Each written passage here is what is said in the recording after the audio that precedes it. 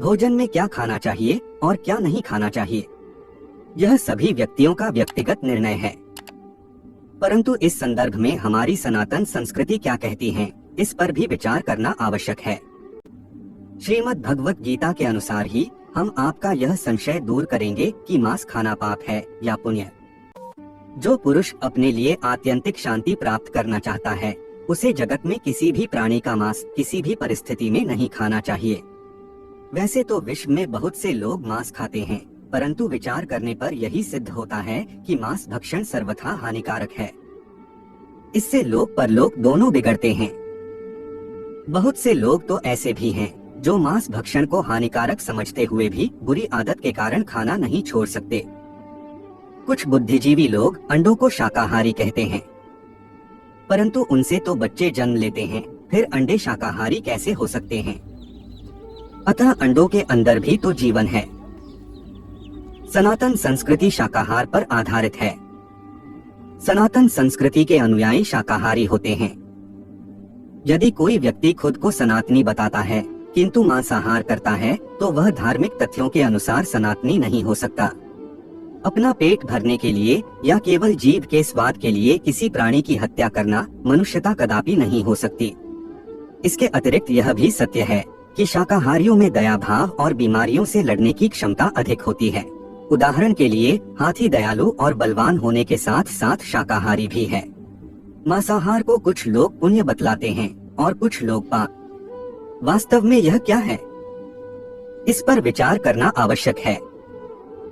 मांसाहार में सबसे बढ़कर दोष यह है कि किसी की हिंसा किए बिना मांस मिल नहीं सकता और किसी भी जीव को किसी प्रकार से थोड़ा सा भी कष्ट पहुंचाना पाप है। उसे बिल्कुल नष्ट कर देना तो महापाप है। ऐसी परिस्थिति में मांसाहार को पुण्य किसी प्रकार भी नहीं माना जा सकता, क्योंकि वास्तव में वह पाप ही है।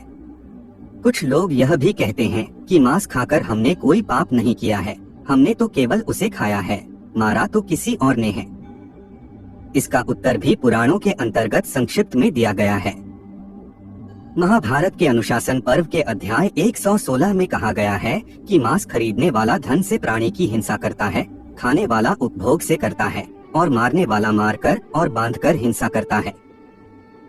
जो मनुष्य मांस लाता है, जो मंगाता है, जो पशु के अंग काटता है, जो खरीदता है, जो बेचता है, जो पकाता है और जो खाता है, ये सभी पाप के भोगी होते हैं। मांस भक्षण से अनेकों प्रकार के दोष उत्पन्न होते हैं, जैसे मांस भक्षण करने वाले को भगवान की प्राप्ति नहीं होती, परलोक में दुख प्राप्त होते हैं। यह प्रकृति के लिए भी विरुद्ध है। मांस भक्षण करना घोर निर्दयता है और इससे स्वास्थ्य का नाश भी होता है।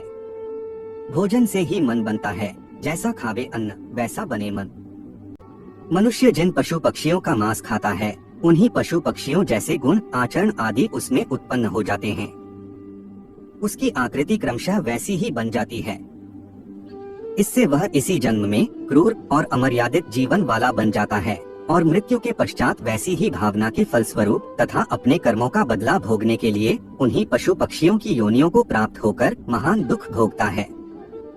भीष्म पितामह कहते हैं, प्राणी जिस जिस शरीर से जो जो कर्म करता है, वह उस शरीर से वैसे ही फल पाता है। इससे सिद्ध है कि मांसाहारी मनुष्य जिन पशु पक्षियों का मांस खाता है, वैसा ही पशु या पक्षी वह आगे चलकर स्वयं बन जाता है। जो व्यक्ति अपने स्वार्थ के लिए दूसरे जीवों पर हिंसा करते हैं और हिंसा करते हुए अपने ऊपर ईश्वर की दया चाहते हैं अथवा ईश्वर की प्राप्ति की कामना करते हैं, वह बड़े भ्रम में है। क्योंकि प्राणीवध करने वाले क्रूरकर्मी मनुष्यों पर ईश्वर कैसे प्रसन्न हो सकते हैं? जैसे पिता का एक पुत्र लोभवश अपने दूसरे निर्दोष भाइयों को सताकर या मारकर जैसे पिता के क्रोध का शिकार हो जाता है, वैसे ही प्राणियों को पीड़ा पहुंचाने वाले लोग ईश्वर के क्रोध के पात्र होते हैं। मांसाहारी जीव अनेक योनियों में उत्पन्न होते हुए अंत में कुंभीपाक नरक में पीड़ा भोगता है और यमदूत उसे बलपूर्वक दबाकर मार देते हैं और इस प्रकार वह बार बार ऐसी ही योनियों में भटकता रहता है। आज के लिए केवल इतना ही। जाने से पूर्व वीडियो को लाइक करें व चैनल को सब्सक्राइब अवश्य करें। तब तक के लिए जय जय श्री राम।